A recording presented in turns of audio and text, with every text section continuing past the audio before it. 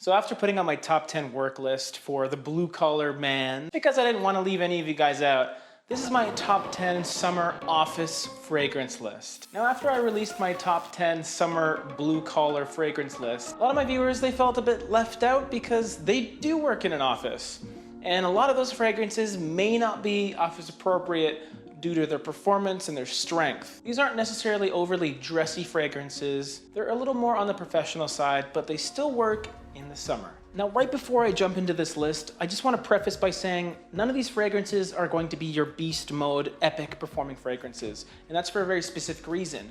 You don't want to nauseate your coworkers. You're in a very enclosed environment where certain people may be extra sensitive to fragrances. Before you throw on your Tuscan leather for your work day, make sure you check your company policies and guidelines so you don't break any rules and get yourself in trouble. But with some of these lighter fragrances, a pro tip I can give you to boost your performance is spray yourself after you've dressed. Because once you apply your fragrance when you're wearing your shirt and your jacket, the fragrance will not only land on your skin, but also on your clothes. And that'll help your longevity a little bit. But let's get into the list. Starting off this list, we have Boss Bottled Tonic.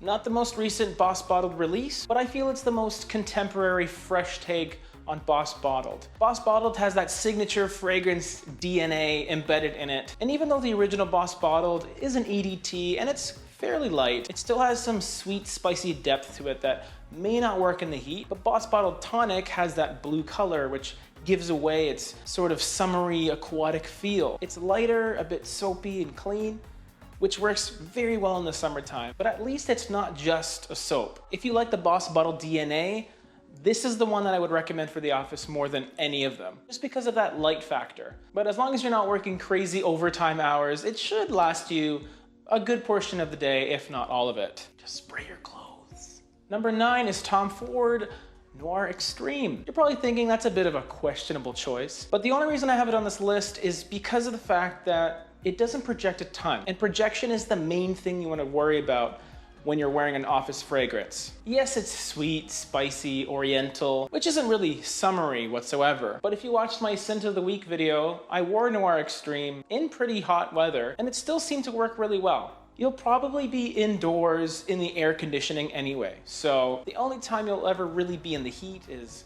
when you're actually going from your car to the office or maybe on a lunch break. But for the most part, Noir Extreme has such a level of sophistication to it. It is a little more on the sexy side, so that's another thing to consider. If you're at work, not just to do work, but to get some attention, then Noir Extreme is probably one you want to look at. At number 8 for this office list, I'm going with Versace Dylan Blue.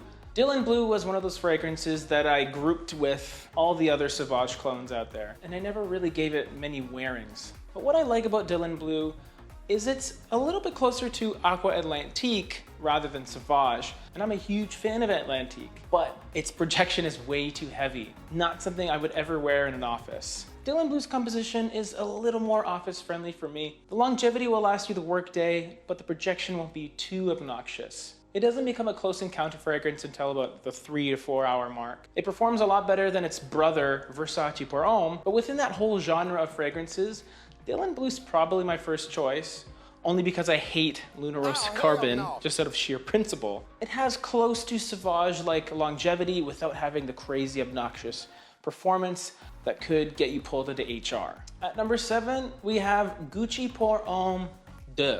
Formerly, it was a fragrance that had appreciation within the fragrance community, but it wasn't really a huge success sales-wise, which is why it's getting harder to find. It's being discontinued. What I like about it is its likability. It's not your average fragrance, even though it has some blue liquid. It smells like fresh tea with some spiciness too, kind of a chai tea type of feel, which could be what you're sipping in the morning if you're not a coffee junkie. This is a great candidate for someone that wants to be a little different with their fragrance choice without going over the edge. Grandfather clock. Who still has those? This guy. For a fragrance connoisseur, for someone that has quite a few fragrances and you want to go a little bit outside the box, if you could find Gucci Pour Homme 2, I recommend it. If you can't, you could technically go for Imbue by Parfums Vintage, which is a very good clone of it. But if you do find the original for a good price, it's not necessarily superior, but better for collection purposes. Next up, we have Chanel Allure Homme Sport Cologne Sport. Now, if you only know Allure Homme Sport and Allure Homme Sport or Extreme, Cologne Sport is an entirely different fragrance. It comes in a completely clear bottle, and it is a more citrus-dominant, summery version of the original. What I like about it is it has the most beautiful, natural-smelling lemon by Chanel. And I even think it's a better lemon note than Edition Blanche. But while that one goes for a creamy vanilla lemon, Cologne Sport goes for a bit of a spicy, zesty lemon. Really beautiful lemon citrus, and then it gets a bit spicy, which is nice. I think citrus fragrances that develop are very good candidates for office fragrances, because in the morning, lemon just energizes me. I don't know about you guys. Comment below if you feel the same way. But when I put on a citrus fragrance, it just gives me a huge boost of energy without having to ingest caffeine, although I'll probably still have coffee anyway. It's a great fragrance because it's simple to understand. It's definitely worth a try if you haven't, especially if you're into citrus fragrances. At number 5, we have Dior Homme Eau for men. This used to be one of my #1 recommendations for an office fragrance. And I think it's mainly because as a fragrance community, we've become obsessed with the iris note in office fragrances. Prada L'Homme used to be the king because of its fresh, soapy, clean iris quality to it. But I always leaned a little more towards Dior Homme Eau, just because it's a little more prominent with its use of iris. It has this airy-like quality, a little more masculine, I would say, as well. And I'm just obsessed with Dior's take on iris. But the only reason it's shifted all the way to 5 on this list is because I don't want to keep recommending Dior Homme Eau / Prada L'Homme style of fragrances. You don't have to have iris to be a great office fragrance. That being said, my number 4 also has iris, and it's Valentino UOMO ACQUA.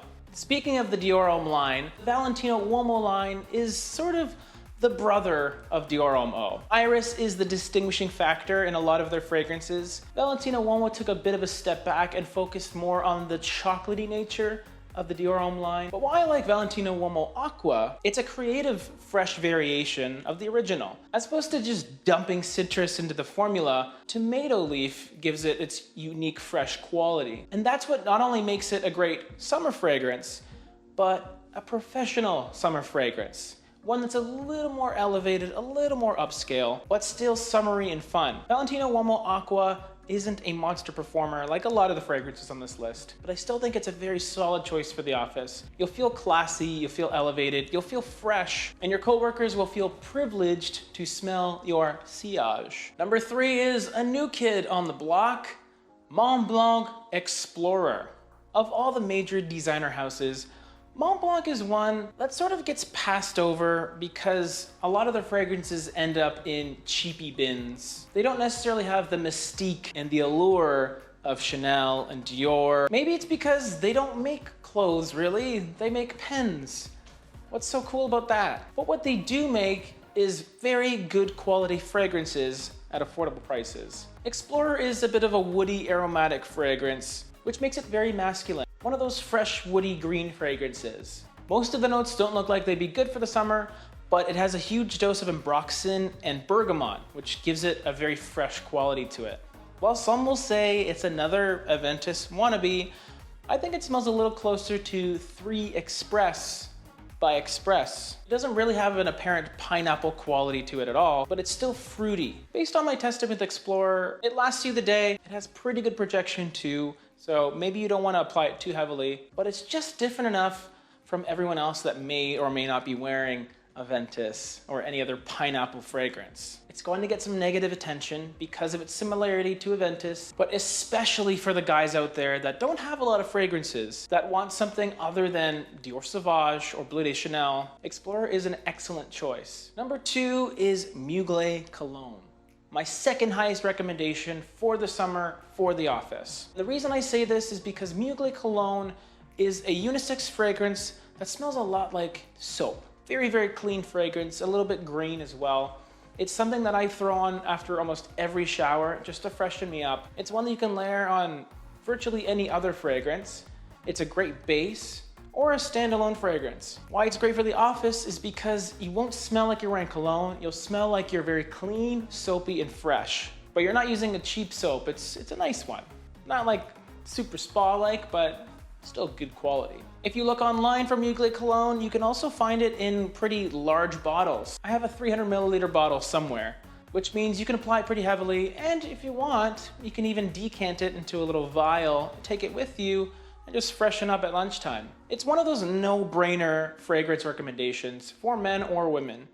Very handy to have, highly recommended. Now, just before we get into the #1 spot, if you've been enjoying this video, I would really appreciate a like. And if you like fragrance videos, I put one out every Monday, Wednesday, and Friday. So consider subscribing if you haven't already. Of all of my top 10 lists that I've been putting out, picking this #1 was a lot easier than I thought. While I was envisioning being in an office, working in an office, having to navigate human resources and allergies, there really was only one fragrance that came to mind for me. It's not the most complex fragrance on the planet. In fact, it's one of the simplest. Like #2, it's completely unisex. I think it's one of the only fragrances that I can personally guarantee won't get you in trouble at work. It's by a smaller fragrance company, and they have a very contemporary, slightly futuristic approach to making fragrances. Containing only the single note of ISO E Super, my #1 office fragrance for the summer is Molecule 01. This is one of the most unique fragrances in my collection,